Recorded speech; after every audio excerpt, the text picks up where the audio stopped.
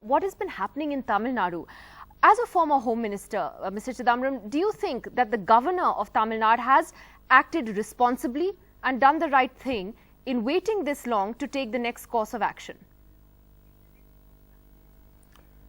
I think the governor was absolutely right in deferring the decision by a few days, because the judge of the Supreme Court had announced in court that the judgment would be delivered in a few days.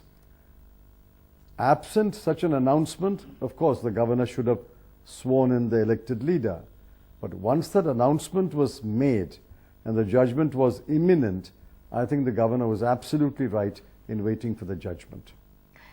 Can you explain to us, though, your reading of the situation there, the fact that, Sasikala, who though now, is in jail and yet has acquired this sort of larger-than-life persona in just a matter of days. Why is she disliked so much and yet finds herself in sort of control of the party to a large extent, at least until now? Well, I don't agree with you that she has acquired a larger-than-life persona. In fact, I think she is being blamed for the disastrous course that is being followed by the AIADMK party. And I cannot say why the AIADMK legislators, I don't know the number, but a large number of AIADMK legislators still are obeying her command. I don't understand that. Because I don't know any of them and I have not spoken to any of them. But I think the AIADMK is on a perilous course. This will lead to a vertical split in the party. There is already a horizontal split. The MLAs who form the top layers being one side and the rank and file on the other. And if you look at the people, there's a complete disconnect between the people and the AIADMK. So I think they should quickly realize that they are on a perilous and suicidal course.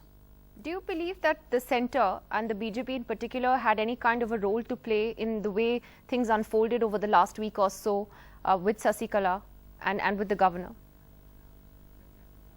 I don't think so. I think the BJP's influence in Tamil Nadu is extremely minimal.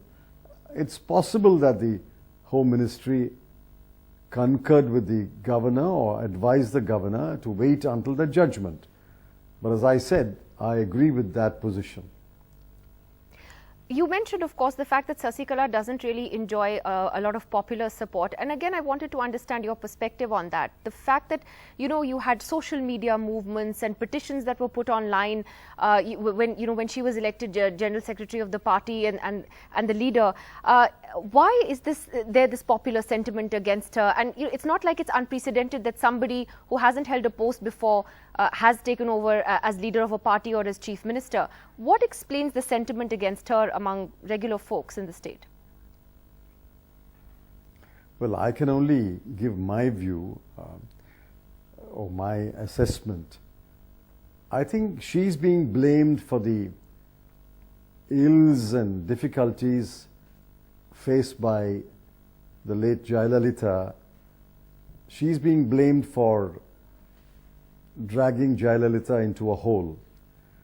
Please remember that the judgment of the Supreme Court delivered yesterday finds Jayalalitha guilty.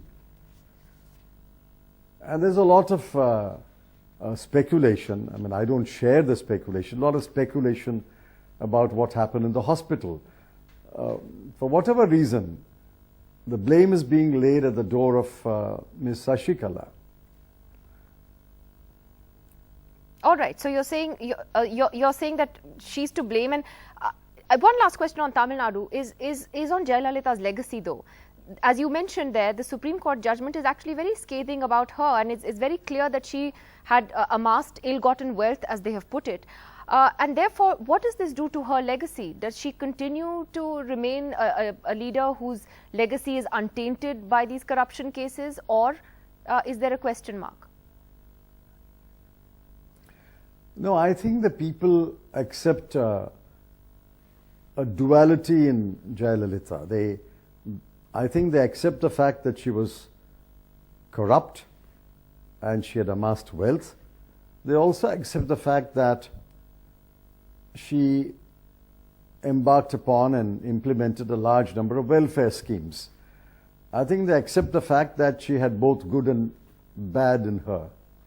And that is how her legacy will be remembered. She had both good and bad in her.